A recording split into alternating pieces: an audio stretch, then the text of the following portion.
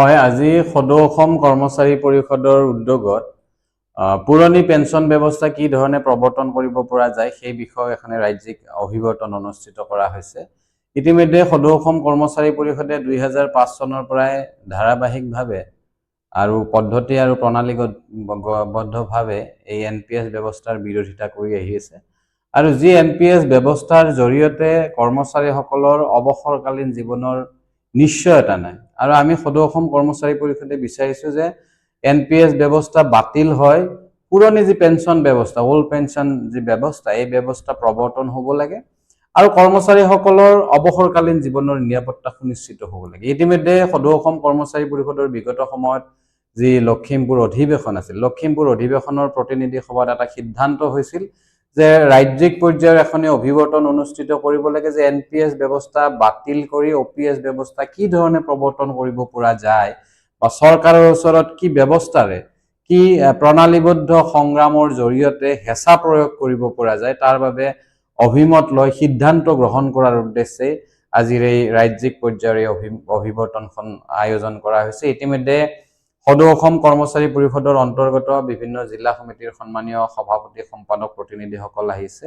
সদৌ অসম কৰ্মচাৰী পৰিষদৰ অন্তৰ্গত যিসমূহ বিভাগীয় সংস্থা সংঘ কৰ্মচাৰী সংগঠন আছে তেখেতসকলৰ সভাপতি সম্পাদক ইয়াত উপস্থিত আছে আৰু তেখেতসকলৰ যি অভিমত, যি বক্তব্য বা যি পৰামৰ্শ যে সদৌ অসম কৰ্মচাৰী পৰিষদে NPS বিৰোধী যি আন্দোলন, যি সংগ্ৰাম, এই সংগ্ৰামখন অনাগত দিনত কি ধৰণে আগুৱাই নিব, কি ব্যৱস্থাৱলীৰে OPS ব্যৱস্থা প্ৰৱৰ্তন হোৱাৰ ক্ষেত্ৰত অসম চৰকাৰক হেঁচা প্ৰয়োগ কৰিব পৰা যাব, সেই দিক নিৰ্ণয়ৰ কাৰণে এই সিদ্ধান্ত লোৱাৰ বাবে আজিৰ এই অভিৱৰ্তন। আৰু ইতিমধ্যে আমাৰ দুগৰাকী বিশেষ সমল ব্যক্তিয়ে আমাক পৰামৰ্শ আগবঢ়াইছে। NPS আৰু অতি সম্প্ৰতি অসম চৰকাৰে এই UPS ব্যৱস্থাৰ ঘোষণা কৰিছে যে আমি নো UPS নো NPS অনলি OPS। আমি কৰ্মচাৰী পৰিষদৰ আমাৰ বক্তব্য স্পষ্ট যে আমি এনেকুৱা কোনো বিভাজনকামী যে NPS ভাল নে UPS ভাল এই ধৰণৰ ব্যৱস্থাৱলীক আমাক আউল লগোৱাৰ যি চেষ্টা হৈছে সেই চেষ্টাৰ পৰা আঁতৰত থাকি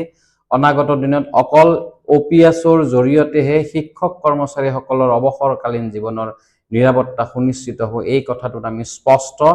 বিগত সময়তো আছিলোঁ, আজিও আছোঁ আৰু অনাগত দিনত নিশ্চিতভাৱে সমগ্ৰ অসমৰ যি NPS বিৰোধী যিসমূহ সংগঠন আছে বা NPS বিৰোধী যিসমূহ শক্তি আছে, এই সমগ্ৰ শক্তিক একত্ৰিত কৰি সদৌ অসম কৰ্মচাৰী পৰিষদৰ নেতৃত্বত OPS ব্যৱস্থা বাহালৰ হকে সংগ্ৰাম তীব্ৰতৰ হ'ব। আজিৰ এই ৰাজ্যিক অভিৱৰ্তনে সেই মত পোষণ কৰিছে। পাৰ্থক্যটো ক'ত NPS আৰু UPS আৰু OPS ৰ মাজত? কি আপোনালোকৰ বিৰোধিতা NPS UPS? নহয়, নিশ্চিতভাৱে পাৰ্থক্যটো যথেষ্টখিনি আছে। OPS হ'ল এটা যে মই আজি ৰিটায়াৰমেণ্টত যোৱাৰ লগে লগে মই আমৃত্যু মোৰ যিটো পেঞ্চন, এইটো পেঞ্চনটো এটা চিকিউৰ্ড ব্যৱস্থাত আছে, নিশ্চিতভাৱে যে মই এইখিনি পেঞ্চন পাম আৰু বয়স হৈ যোৱাৰ লগে লগে সেই পেঞ্চনসমূহ আজি যেনেকৈ পে ৰিভাইজ হয়, পে ৰিভাইজ হোৱাৰ লগে লগে পেঞ্চনো এনহেন্স হয়, পেঞ্চনো ৰিভাইজ হয়। কিন্তু এই NPS ব্যৱস্থাত আমি যি কন্ট্ৰিবিউশ্যন দিম, আমাৰ কন্ট্ৰিবিউশ্যনটোৱে বজাৰত খটুৱাই সেই বজাৰত সুতৰ পইচাৰেহে আমাক দিয়ে, এই ধৰণৰ ব্যৱস্থা যিটো এটা অনিশ্চয়তা আছে।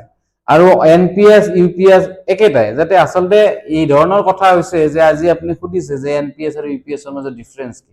কোনো ডিফাৰেন্স নাই। আমি NPSও নিবিচাৰো, UPSও নিবিচাৰো, আমি OPS বিচাৰো। আৰু এই ধৰণৰ ব্যৱস্থাৱলী বিভিন্ন সময়ত প্ৰতিপন্ন কৰাৰ চেষ্টা কৰা হৈছে যে NPS ব্যৱস্থা দীঘলীয়া চাকৰিকাল থকা কৰ্মচাৰীৰ কাৰণে ভাল। আৰু যদি সেই ধৰণৰ ব্যৱস্থাই আছে, আজিৰ তাৰিখত সকলো ধৰণৰ ভাল ব্যৱস্থা বা ভাল সুবিধা আমাৰ সন্মানীয় জনপ্ৰতিনিধিসকলে এভেইল কৰে। গতিকে যদি UPS ব্যৱস্থা ভাল, আমাৰ MP MLA সকলে আগতে লৈ দেখুৱাওক, এটা আদৰ্শ দেখুৱাওক, হয় নে নহয়? আজি এগৰাকী বিধানসভাৰ সদস্য 5 বছৰৰ কাৰণে হৈ তেখেতে আমৃত্যু সুন্দৰ পেঞ্চন পায়, তেখেতৰ অবৰ্তমানত তেখেতৰ পৰিয়ালে সুন্দৰ পেঞ্চন পায়, যিটো 30 বছৰ 35 বছৰ বা 40 বছৰ ৰাইজক সেৱা on behalf of state government ৰাইজক সেৱা কৰাৰ বিনিময়ত আমি আচলতে যিটো পেঞ্চনৰ অধিকাৰী হওঁ, সেই অধিকাৰৰ পৰা আমাক বঞ্চিত কৰা হৈছে। গতিকে আমি NPS UPS ভাল বেয়া এইটো জানিবও নোখোজো আৰু নেলাগে, আমাক OPS লাগে আৰু সেই কথাটো আৰু সেই দাবীটোতে আমি অটল হৈ আছো। আৰু অনাগত দিনত অসম চৰকাৰৰ অধীনস্থ সকলো শিক্ষক কৰ্মচাৰীৰ NPS বিৰোধী যিসমূহ সংগঠন আছে বা যিসমূহ শক্তি আছে, সেই সমগ্ৰ শক্তিক একত্ৰিত কৰি অনাগত দিনত NPS বিৰোধী সংগ্ৰাম সদৌ অসম কৰ্মচাৰী পৰিষদে অগ্ৰসৰ হ'ব।